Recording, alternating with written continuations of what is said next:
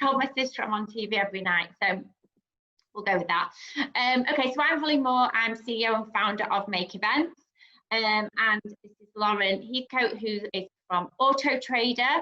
And Lauren and I have got a bit of an unusual relationship in that we've been on a massive journey. She came on very early on board with Make Events. I wasn't working for Auto Trader then. And she is literally, for us, we use Lauren as a case study almost in how you can keep a long relationship with a client. And we were saying today when we were catching up, we've ended up actually becoming friends because like we've known each other for years now. But I thought it'd be nice for Lauren to introduce herself and tell her how she met us and the relationship with Make Events before we kick off. Yeah, so thanks, Holly, and thanks for asking me to do tonight's webinar. It's very exciting. So in terms of how Holly and I met, so I was working in London just over 5 years ago now, and then decided to move back up north and come home. So I joined a business called Zito, which is car finance broker based in Macclesfield, and Make Events was their preferred supplier for any event that they did. Obviously, being out of the comms and engagement loop for a number of years in the Northwest, I obviously wasn't really aware of who to use or anything like that. So it was great that they had Make Events there. And what's interesting is when, like Holly says, when we met, it was when Make Events was quite small. I think you had about 3 employees, so we weren't very big at all.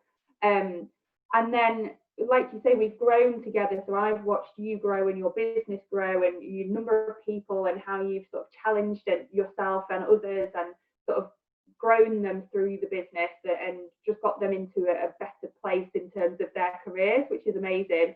And then you've obviously followed me around as well. So now I'm an Auto Trader, and my remit is very, very different. And the work that I do from a comms and engagement perspective is very different as well. So it's been great to for us to grow together, and then we sort of have our conversations on the side of what's going on in our personal lives and that sort of stuff. So we've got the business relationship, and then we've got the personal relationship as well, which is absolutely fantastic. Yeah, and we actually, we were talking about this earlier, we had a little blip, didn't we, at one point, because Make Events almost got a bit too busy, didn't we, for like the amount of events we were taking on too many events with probably an inexperienced small team.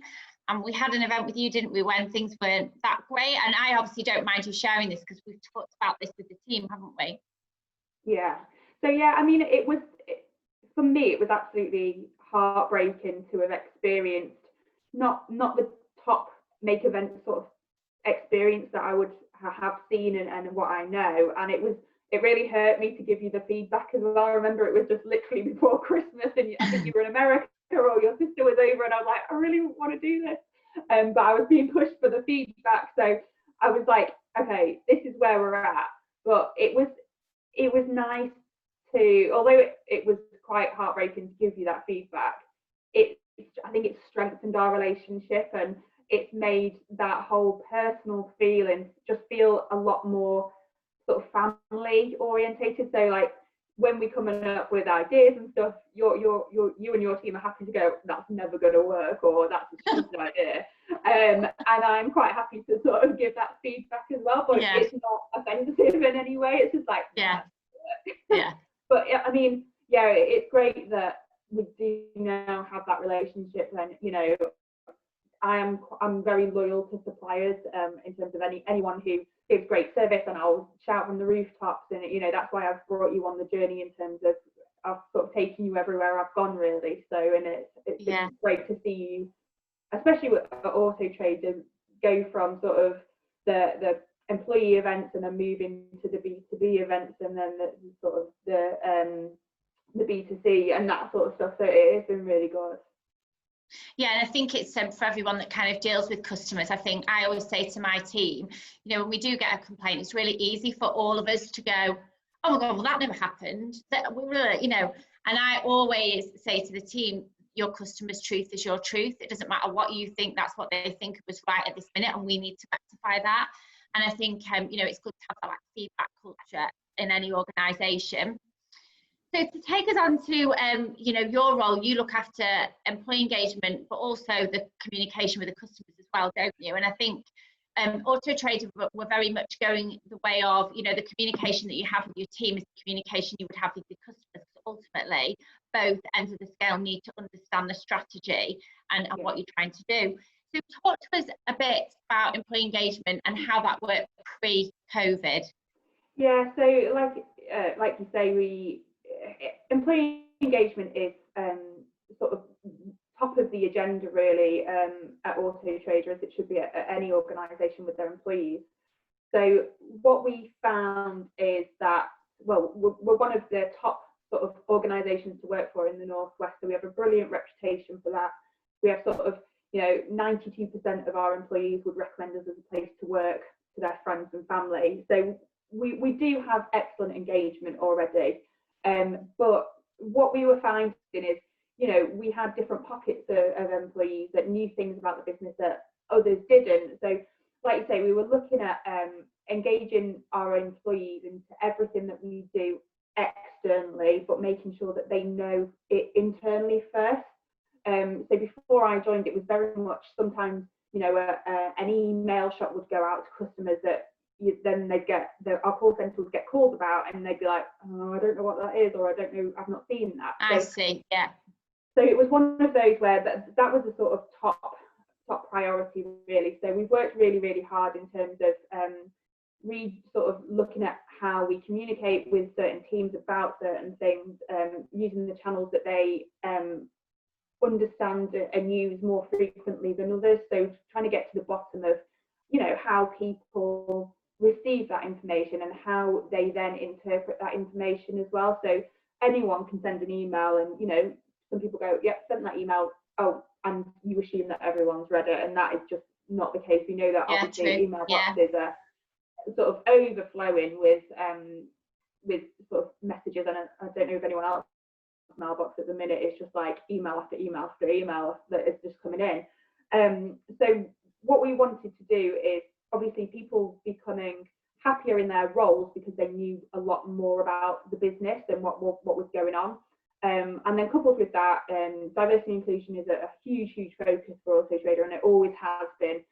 So it was obviously coupling all the business communication that was going out to customers, and then coupling that up with the communication that was going around the business in terms of our strategic priorities and what we were doing to make car buying a lot easier for consumers. And then all that is sort of wrapped around by the unique culture that we have at Auto Trader. So Holly, you've been to our on-site events, and I think it's our Auto Trader culture you can't really explain it, but when you feel it, you know what it is.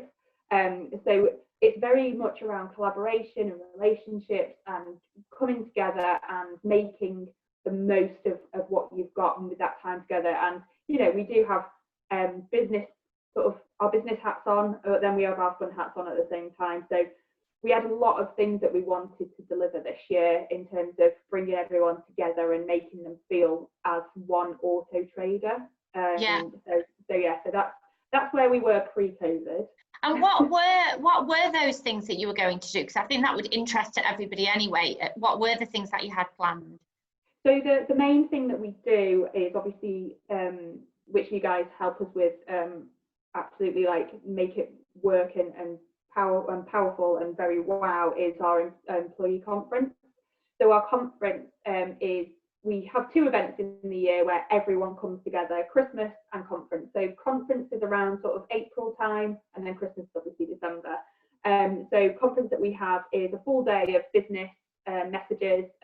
We have messages from our senior leadership team in the morning, and then we do what we call a track session. So there's different rooms where you can go into and listen to different talks, and then we all come back together at the end of the day as well. And then the evening is big celebration and dinner and dancing and that sort of stuff. Yeah. So, and you work pretty hard on making that really creative, don't you, to engage? So it's not just your average conference, is it, what you do? No, it's definitely not an average conference. It's very very informally formal, if that makes sense. So it's quite a relaxed day, but, you know, people have the requirements of what they need to do on that day in terms of making sure that they understand the messages that are going out there. But yeah, so that is our time really to get those key messages for the rest of the financial year out to the business. So this year it was planned for late April, which obviously didn't go ahead. And we did actually, because everything was sort of with coronavirus, it was a bit too much and a bit intense to start sort of sharing those messages. So we have held back on anything that we were going to sort of promote or move forward as a big message for sort of this year so far. So what we are now planning on doing is a virtual event, which obviously you guys are going to help us with in September. Yeah. So how has, I mean, you've mentioned, but how has COVID affected your employee engagement? So what new strategies have you had to, because you obviously still want to engage employees as we do. So how have you changed that strategy and how quick did you move on that? So we sort of moved immediately on that strategy. So obviously from a comms and employee engagement perspective, we were planning anything COVID related, probably end of January when we had that inkling that something was coming. And it was funny because I was having meetings about the conference, the employee conference with our HR director. And I was like, it's going to come, you know, it is going to come. She was like, no, it won't. Ignore I was it. more like her. Yeah. She was like, ignore it. It's not going to happen. It's not going to impact us. And now every meeting that we had about it, I was like, my concern slide on my deck was coronavirus. So what we've actually done in terms of engagement at Auto Trader, we flipped overnight in terms of working from home. So everyone in the business has the capability of working from home. We all have laptops. We don't have desktops or anything like that because we've got such an open plan office in terms of hot desking and that sort of stuff. So overnight we flipped to working from home, and we use a social platform called Slack. Yeah, you've got a lot of good things to say about Slack. It'd be nice to know if anybody else on here uses Slack, actually, if you just pop that in the chat.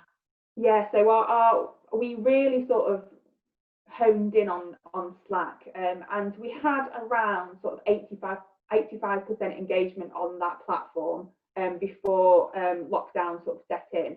And when we talk about engagement, we sort of say, you know, it's going onto the platform, reading messages and that sort of thing. It's not just logging in and then just leaving it. So what we found since going into lockdown is that actually engagement on that platform is probably about 99.9% daily. Obviously, we have people that are off on holiday or that sort of stuff. So, you know, we've increased the presence on that, and we had some people that weren't bought into the platform that now can't live without it. And it's been, although coronavirus has been sort of a really terrible thing to happen, it's actually pushed us forward as a business in terms of adapting and you know, working more with the technology platforms that we were trying to sort of bring to the forefront of people's sort of tools. So obviously Slack, we're well on with Slack now, and we use Microsoft Teams and Microsoft Teams live events to do company broadcasts on a sort of a safe platform. But yeah, Slack, I mean, it's been absolutely amazing. The engagement on that channel is fantastic. We do a mix that sort of brings people to the channel. So we have the fun stuff, and then we have the business stuff. So my personal thought is, if you've got the business stuff there, but people go and look at the fun stuff, they're still going to go and look at the business stuff afterwards, and vice versa. So I mean, our popular sort of channels on there where people share things, so we've got Auto Trader Pets. So people go wild on that and post pictures of their pets at their laptops or doing tricks and that sort of thing. It's really good. And then we repurposed a few of our channels as well across the platform, in terms of, we've got a canteen in Manchester that used to publish their menu daily on this Slack channel, but now obviously the chefs aren't there, so they now have this channel and they post recipes, or you know, you can say, I've got XYZ in my store cupboard, what can I make with it? And they'll be like, oh, have you thought about making this and that sort of stuff. So we're keeping engagement high with the more sort of fun things, but then people are still learning about what the business is doing and the messages that we're sending out to customers through that platform as well. So you found so Slack really would be a top one that you've kind of kept people engaged with throughout? Yeah, so what we find with Slack is that it opens immediately on your laptop when you log in, and that's just the setting up on it. You can turn it off, you don't have to always have it on.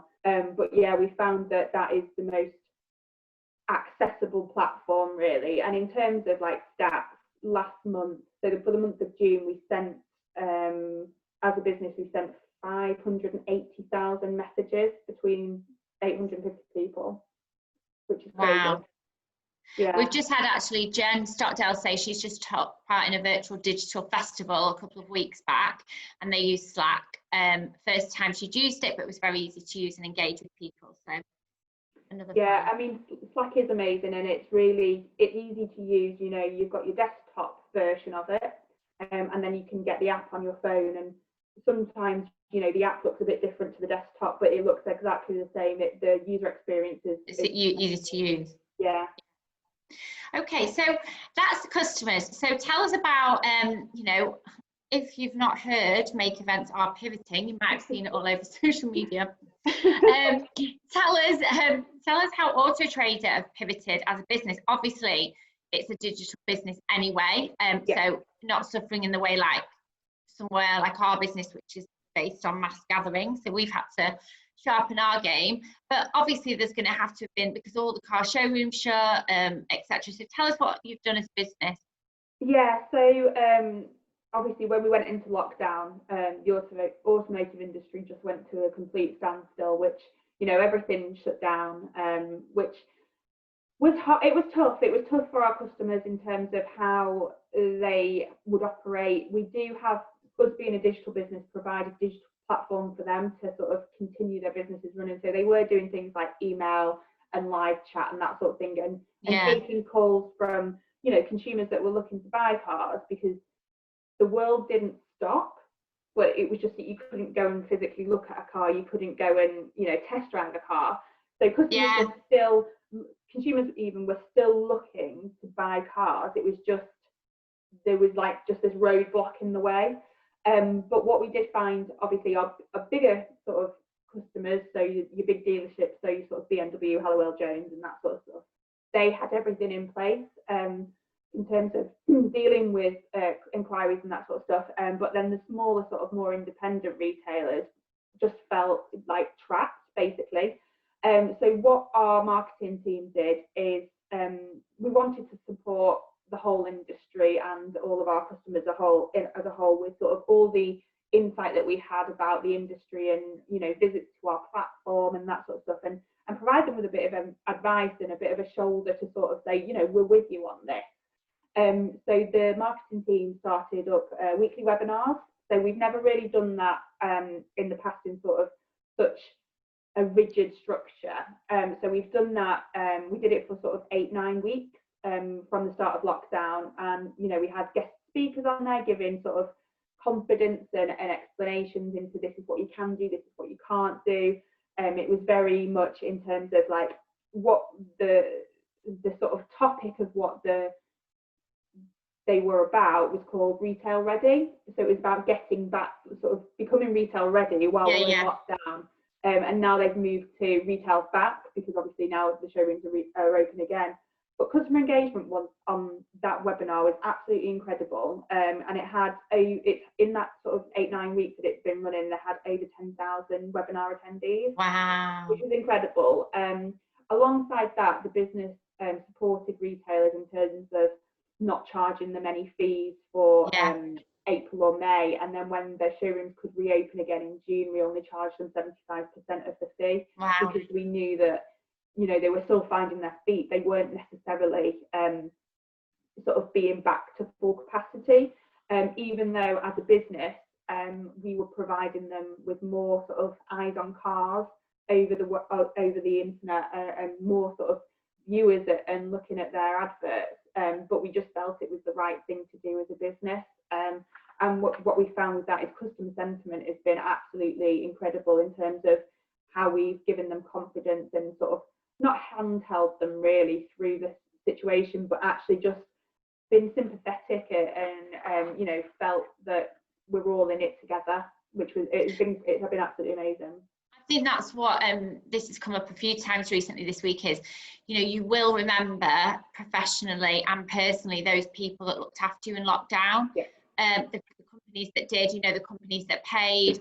We made a decision early on that although like we literally 95% of our revenue dropped out the floor end of March, we made the decision that we would pay all our suppliers to keep that chain going. Yeah. And, you know, we'll, you know, being open and honest, we obviously, you know, trying to recover debt and stuff like that. And you will remember the people that honoured yours and so on. And then also the people that were just kind to you and took the time to listen. So I think, like you've mentioned this right from the start, that there's so much goodwill from your customers that any kind of probably shortfalls that you've had will potentially be made up because you'll be such the go-to for them. So yeah, I mean, customers, as much as they sort of call, we're a bit of a necessary evil sometimes because we're the biggest supplier. Well, we're the largest automotive marketplace digitally across the UK. So we sort of say if it's not online, it's not for sale. And obviously we've got competitors, sort of eBay and Gumtree and that sort of sites, and you know, car gurus who are sort of hot on our heels to sort of grab us and take us down. But the sentiment towards the business has never been as high as it is now because of that support and that confidence that we've given them going back into sort of the retail world. And although people sort of keep saying, oh, the new normal, I'm very loath to say the new normal because the situation we're in is not normal and new. And for me, new is like, oh, it's shiny and it's new, and actually it's not. It's not shiny and it's not exciting. It's just a bit of a weird time. So yeah, we're talking about it in terms of how we move forward. So. And so your customer engagement's high. I'm presuming that, you know, you're in a strong cash position to have been able to afford those, you know, financial benefits that you gave the customers. So would you say if we talk to your employees now that their brand loyalty would be as high as your customers?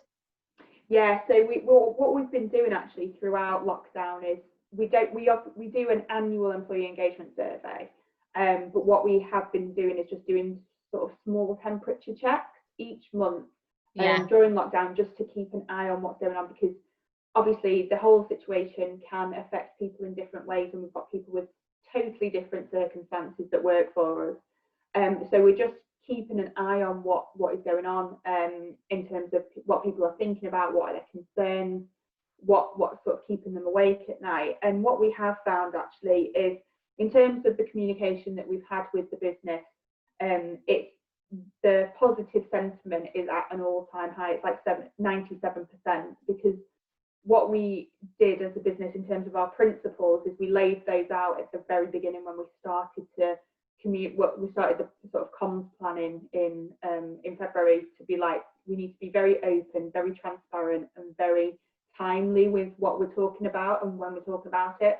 So we laugh because there's a meeting room in our Manchester office which was yellow, and we used to all be in there every day with BBC News on all day, and we used to call it the yellow room of pain because it was the coronavirus like panic room. So as soon we'd be in there at sort of 5 o'clock for the government briefings, and then we'd be like, right, what does this mean to us? And then so we'd watch that, we'd have a call at 6, think about what we were going to talk about, and then we could, so if there was any sort of comms to be drafted or anything like that, I'd go away, draft those for the next 2 hours, then we'd meet again at 10 o'clock at night, and we'd be like, right, talk about it. What is this? Is this hitting the mark? Is this giving the business answers to what there is maybe answers for at the moment? But yeah, we were very quick with our reactions, and generally we would either send something out that night if it was very quick, or the next day. But obviously, once the announcement was made to work from home if you can, we emailed out to the business straight away to say, as of tomorrow, you are working from home, but you need to just leave it with us while we just work everything else out. So it was that sort of thing. We were just very quick with everything we said. Yeah, it was funny, well, not funny, but we've obviously, for those of you that have been to our office, we've got like an auditorium, Cinema Meets Disco it's called. So yeah, at 5 o'clock we'd all go and sit down, and then just to lighten up, we'd all get popcorn from like we've got our fake Starbucks kitchen, we would watch Boris, and yeah, it was like our like ritual kind of thing every night until obviously we closed the office. But yeah, and I guess we did the same in the sense of like, I sort of said to the team, look, you know, there are going to be changes, etc. But I'm not knee-jerking to anything, so you need to bear with me. You know, because I think there were absolutely, you know, there's a lot of companies, I know that, and you were understandably knee-jerk before furlough was announced, let people go, and then these poor people have got nothing. So, you know, I'm really glad that we kind of, and something I've talked about a lot this week is like listening and to yourself and waiting to make the next right move, and not, you know, knee-jerking. And funnily enough, this month, because obviously we're coming to kind of the furlough changing now, people can come back part-time, etc. You know, I was kind of, from a HR perspective, been asked to look at the next 4 months, and who are we going to make anyone redundant? Are we going to change roles, like whatever? And actually we made the decision that we would still go month to month, because I just think, I mean, we've just had the announcement, haven't we, the gyms are opening and beauty and stuff, they've actually come through. I know, so excited. I don't know what I'm more excited about, beauty or the gym. Yeah, so I think the thing is, you know, I said, oh, I wouldn't go out to a restaurant yet. Now I'm looking on Open Table for Saturday. Do you know what I mean? So I think we're a small company, so we can be pretty agile, obviously. But yeah, it's that going month to month and not making any moves before you know they're right. But then over communicating to the team. So we probably like you, we'd be like, right, okay, we're going to talk to you in 3 weeks about the next stage of furlough. So you're kind of like building them up rather than just going, hi, I want to talk to you about furlough. So yeah, it's that over communication piece, I think, that's been so important. As a business, we furloughed around 20% of our employees, and we sort of said to them, you know, obviously you can't provide a service to the business or to our customers. So, but we trusted them, and they stayed on email, they stayed on Slack, just because what we did is encourage them into those social sides of the business. That's what we did. And keeping sort of team chats alive. So a lot of our teams have sort of coffee chats for half an hour, like every couple of days. So we're like, you know, feel free to join those. We're not talking about business, not talking about like any strategy or work. We are just literally saying, what did you have for tea last night, or what are your plans for the weekend? And that's really kept a lot of people going who were on furlough. I mean, luckily we didn't have to keep people off for that long. I think it was probably about 8 or 9 weeks. So it wasn't a long time as such, and we've got everyone back now, which is fantastic. And actually, I'm not sure if you've read it anywhere, but Auto Trader have pledged to pay furlough money back to the government, because because we needed it at that time, when we needed it most, and we needed that support. But actually now we're back in the swing of the business.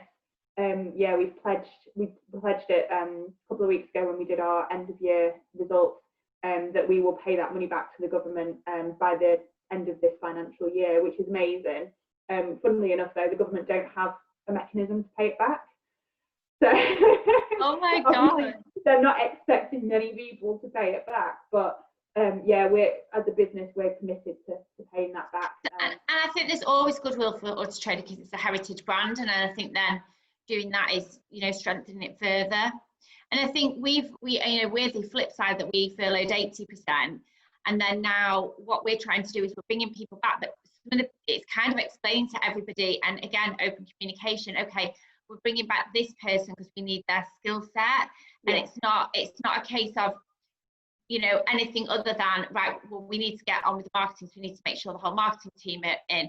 We've got pictures come in, so we need a creative in. So again, it's so hard when you sat at home and maybe you've been with the business longer, but you're not the first person to be asked to come back in. So I think now we're at the stage, I mean, I kind of call it like playing with a human chessboard. It's just making sure everybody's, you know, as comfortable as they can be, but understanding the needs of the business, and the, you know, the ultimate need of our business, for example, is to keep that, you know, we will not be delivering, as you know, Lauren, you know, we're looking at, you know, companies aren't looking to do live events really till January 21. So, you know, for me, it's about keeping this brand going and alive, until the other side. And that's about being lean as well and clever with your resources. So yeah, it's the challenge of that, and then making sure your team, your team that aren't in the business are still engaged and still want to work with you, because ultimately you want to get them all back, Yeah, and I think it's as much as it's sort of being very transparent in terms of who you're bringing back and why, and the reasons behind that. Because like you say, if you're bringing back someone who's maybe relatively new, and then you as another employee, you're like, well, I've been there 3 years, and why am I not being brought back? Is it that I'm not very good at my job? And it's understanding where people are in their own heads, because I think as a business, and I mean, we're guilty of this at Auto Trader, we talk about a lot of strategic stuff for so long that when it comes to be launched, our senior leaders sometimes don't necessarily think about it in the detail that they would have thought about it when they first started to think about it, because they've gone through that change curve already, and they've gone, well, I'm up here, I'm ready to go with it now, I've got it in my head. Whereas actually you've got to remember that some people are still at the start of that journey, and they want to know the what's, the whys, the where's, the hows, and rather than just, this is what we're doing, let's go with it. So it's that recognizing where everybody is, and some people need a lot more support than others, and it's very interesting. I think I was saying to one of the girls in our team the other day, I was like, after this whole situation and sort of talking to people and understanding the way that certain sort of things trigger somebody, but they don't trigger another person, I was like, I'm really interested to do some sort of psychology sort of study or something, or just learn a lot more about why people react in certain ways, or become very fixated on very tiny detail that maybe some other person would not think about in a complete sort of, they just go, oh yeah, that's great. But it's very, very interesting in terms of how people are reacting. And I think a lot of it is to do with as well, it could be depending on who they're living with and their families and the situation that they're, I know that Auto Trader topped up the furlough, so there's those kind of things, aren't there? It's that understanding who are your team talking to, because they're getting different stories and information, and then they'll talk to each other obviously as well. So I think that's why that direct communication is so important, because they can hear it from the horse's mouth then and understand it. So what we did start actually as soon as we went into lockdown and working from home is every other Tuesday we did a live broadcast, a CEO live broadcast. So any big messages that could wait, we waited until those sessions so that they were fully broadcastable. You could catch up on demand if you weren't able to join us at the time. You had the Q&As. It's very similar to this Zoom platform. So we did it on the Microsoft Live event, and that worked really well. So when we announced the furlough, we announced it through that platform first, and then we sort of said, if you have been selected to go on to furlough, you'll be having that conversation after this session. So between 2 and 3, we explained everything, which was what furlough meant, and how you would be paid, and that sort of stuff. So all the sort of ins and outs of it, and then our managers were ready at the close of that session to then contact their team members that were very much very impacted by that, and it's just very much the speed of how you do things, especially in such an uncertain time. So we made sure that once we'd made that announcement, people were told straight away, and sort of managers didn't log off until they'd spoken to everyone in their team. So it's just it's a funny situation that we're in now, because you have to think about things in such minute detail for them to be effective as possible, and for that message to be received, and the order in which you say different things, because if something is a big shock, some employees will fixate on that bit and then not listen to the rest, or not read the rest of anything. So it has been quite difficult in terms of communicating and people understanding it fully before asking questions or that sort of stuff. So we what we found is anything, we just need to be very short and straight to the point. And what we have been is very empathetic to situations as well. So obviously we know that people have got kids at home, or they're caring for sort of elderly relatives, or they live with parents and that sort of thing. So we're very empathetic to what we're doing and the changes that we're making. What else they've got going on. Yeah, so exactly. how have you so where at the moment, I know you're going back into the office, but it's phased return. Yeah. So how are you kind of keeping that, you know, is there anything else apart from Slack, etc., that you're doing to keep the team together when you physically can't be together? Like, are you sending them anything to their home or? So not at the moment. So due to sort of not having any income for 2 months into the business, we're still very tight on what we're going to spend our money on moving forward for the rest of the year. So we are looking at you know, what we can get the most out of where we spend our cash. So what we have thought about doing is, when we do our conference virtually in September, is to send our employees something that will contribute towards their day. So you might not know this whole, because we've talked about it today, but we might do a live cook-off at lunchtime. Oh, amazing. So we've obviously got our team that are in the canteen that are on furlough at the moment, so it's a third-party supplier, but we're thinking they should be back by September, so maybe that we can do a live broadcast of how to cook something during the lunchtime, and then we send that to our employees, that was the basic ingredients to our employees, so they've got them. Now, what we do have is we have a group in the business that are very keen on sustainability, so we have to obviously have a little bit of a nod to that. So what we are going to do is, when we get people to sort of sign up and give their dietary requirements and that sort of stuff, give our employees the option to opt out of receiving anything, so they can, if they opt out, we can obviously send them the recipe and what they will need and that sort of stuff, so they get it digitally instead. So we're just sort of being mindful of what our priorities were as a business pre-COVID. I know sometimes that has changed, so I know obviously before COVID, everyone was very much like, oh, I don't want any packaging on you know, my fruit and vegetables, and I just want it loose. But now it's like, Yeah, of course, now everybody does want it. Yeah. So, and it's the same with things like, you know, if you go to a coffee shop, they don't accept, many of them don't accept your reusable cup anymore, because they so that sort of stuff. So we are being mindful from a sustainability perspective, but also you know, if that's what people want and it makes them feel good, like, we're happy to do that as well. So we're thinking about how we can get people involved in the day and engaged in the day by having, everyone loves a treat sent to their house, don't they? Like, I love it when the postman comes at the minute, because I've forgotten what I've ordered most of the time. I know. And so September's a long way off for some people. Do you think you'll do, somebody's asked the best channels that you've found for the team, and would you say that was Slack? That has been the best? So yeah, so definitely Slack. So Slack is a really good channel for day-to-day sort of just quick messages here and there, and, you know, having groups together that might be working on a project. So it obviously saves millions of emails being sent, and everyone, the whole world and his wife being copied in. So that's fabulous. And we've got buy-in up and down the business. So, you know, Nathan, our CEO, he goes on there and answers questions or gets involved with conversations. You know, our tech director posts pictures of his cat on the pets channel. You know, we've got that great relationships with the sort of the senior leadership team. So we have that, and that's more of the sort of informal but still a bit formal channel. And then obviously we have the live broadcast that we have.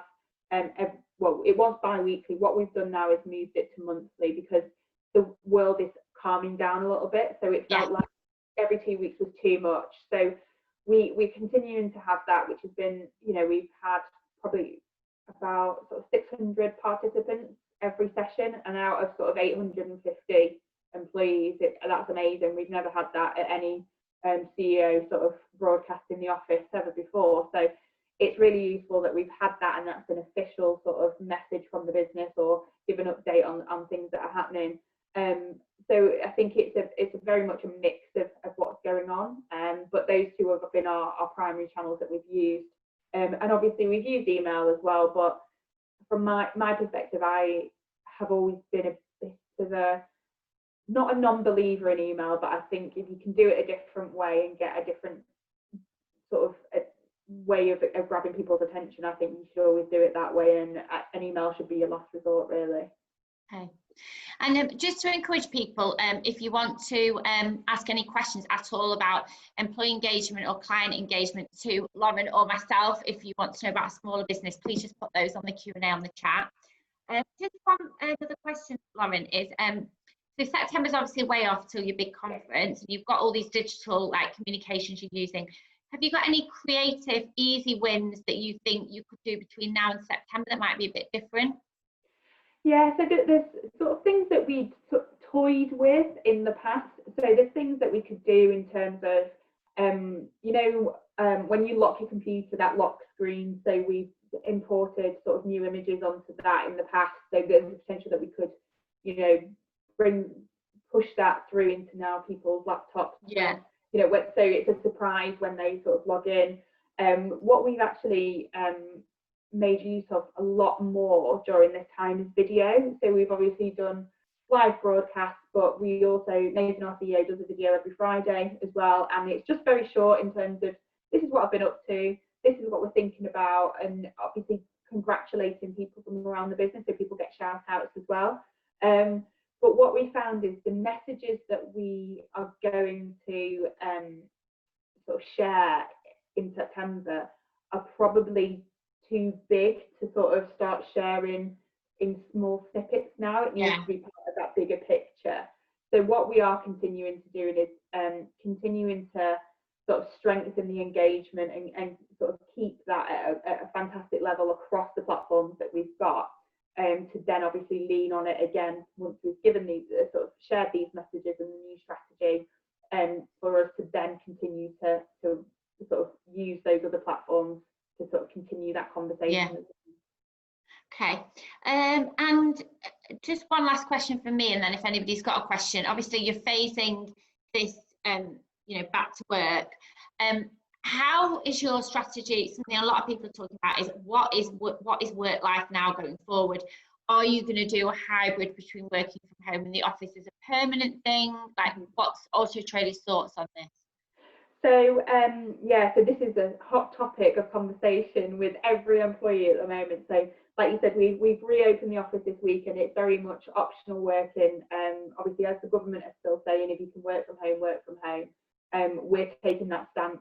So the reason we reopened the office was because we had employees that were struggling to work from home, whether it be from a mental health perspective or from a childcare perspective. You've got sort of small kids running around and it's not being productive for you.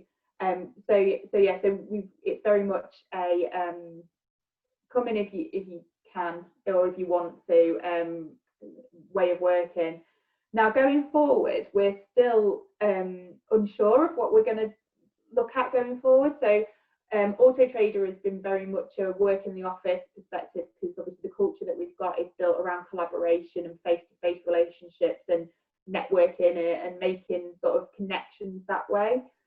Just before coronavirus hit, so it's sort of February time, we launched something called Auto Trader Flex, which was about being able to work your hours, but if you've got a really rubbish commute, coming in a little bit later and leaving a bit later, or coming in very, very early and leaving a bit earlier, or topping your hours up from home.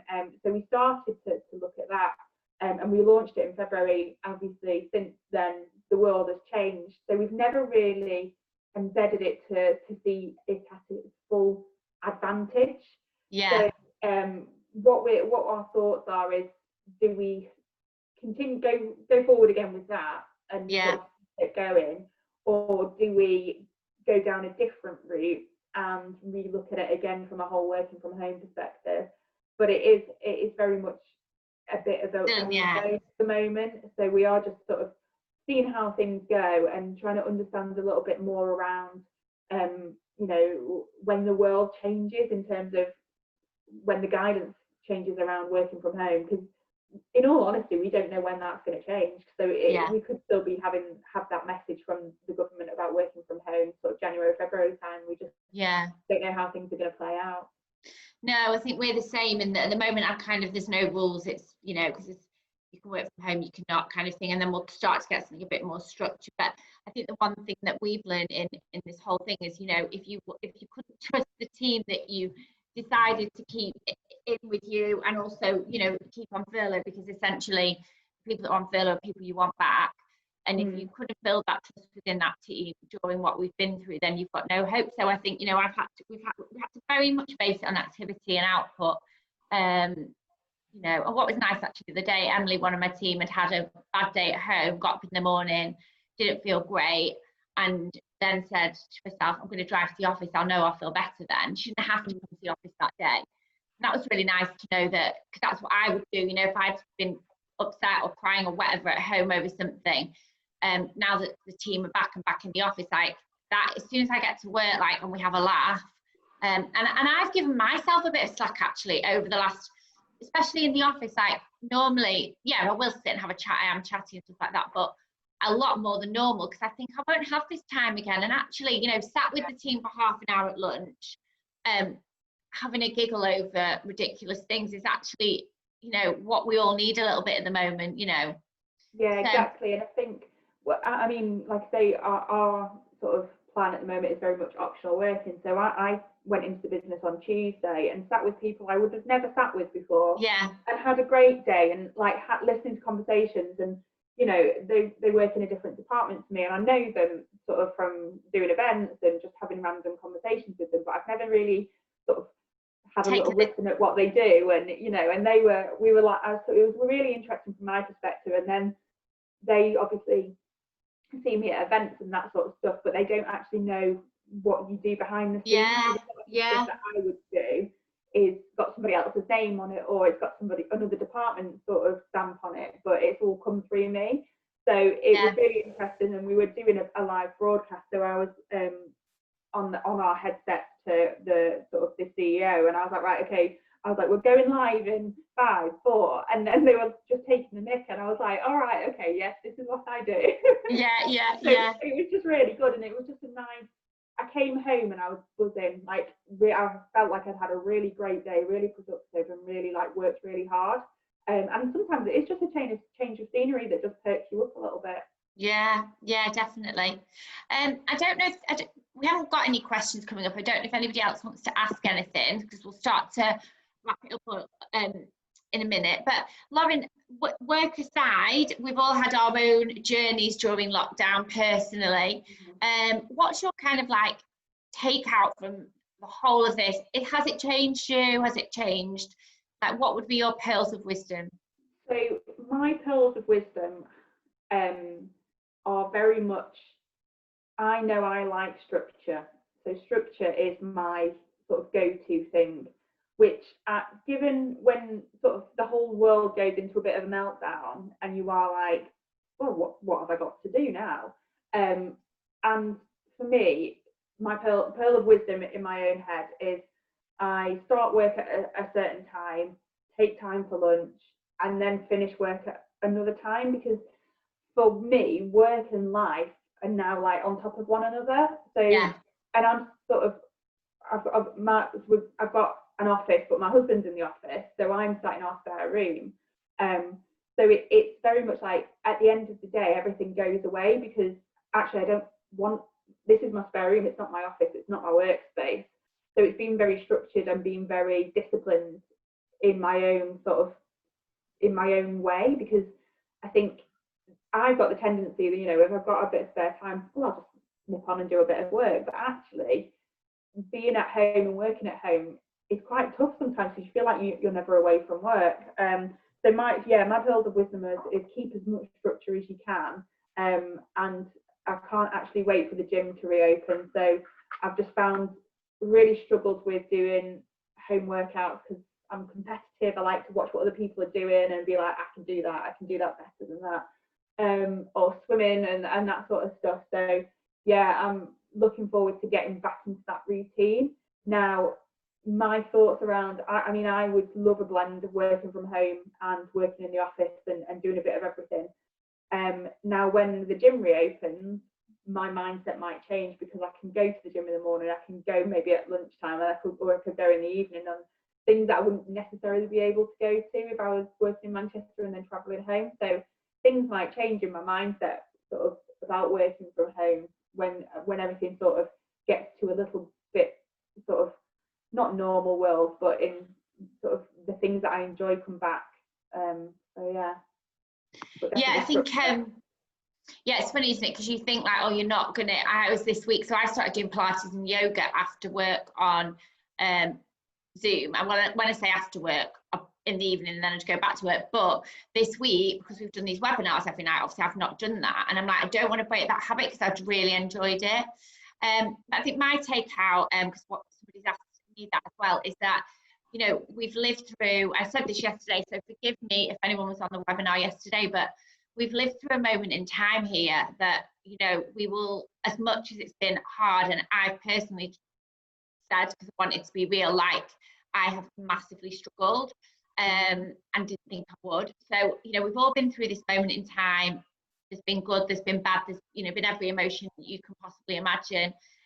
We've had to live in a completely alien way, but don't let this pass without actually taking a moment to take it all in.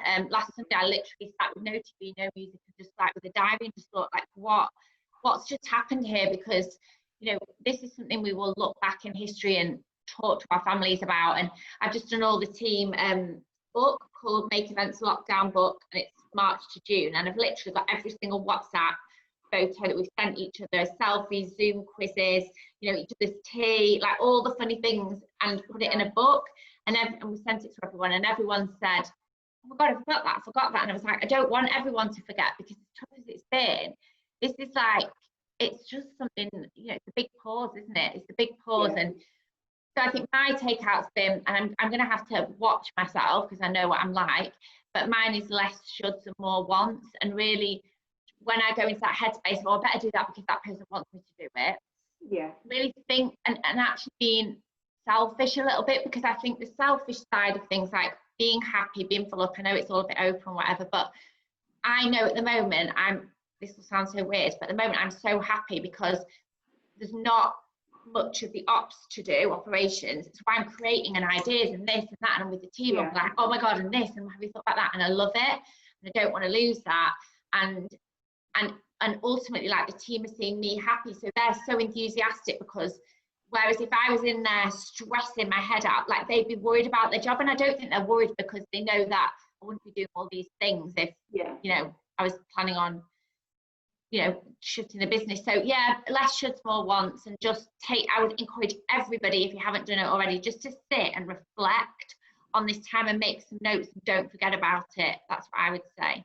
I don't know if we've got one more question. Right, so before we finish for the evening, are you staying in tonight, Lauren? I mean, yeah, so I've not ventured to a pub yet or a restaurant. I'm still a bit about that, but I'm thinking tomorrow might have a little wander down Bollington Village and just. Well, so we've got this IG, just to remind everyone that maybe didn't hear before, 4 o'clock tomorrow, we're going live on IGTV on Make Events channels, showing you what we've done to the office since COVID. And also we've got Joel and Mark, 2 of our guys, doing cocktail making. And then I'm going to be interviewing Mark. Well, I'm not going to interview Mark. So Mark, who is our creative content producer, is a drag artist, and I'm not into drag, never have been.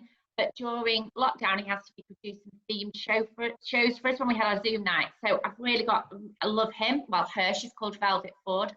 Anyway, she has been absolutely blown away with the support we've all given her as colleagues to, like, let her just be herself.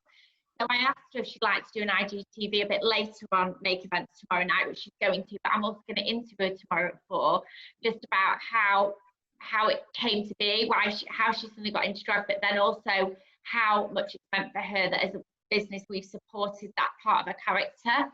That'll be interesting. But then it's made me think now, maybe a glass of rosé, a bit of pasta on Saturday afternoon at SIBO or Piccolinos might be nice, even though I said I wasn't going to do it. It'd be nice to get to. I'm having a blow dry tomorrow, so I mean, I don't want to waste it on just one night out. No, you can't waste that. It's got to go a few days. You've got to go and show it off. Yeah.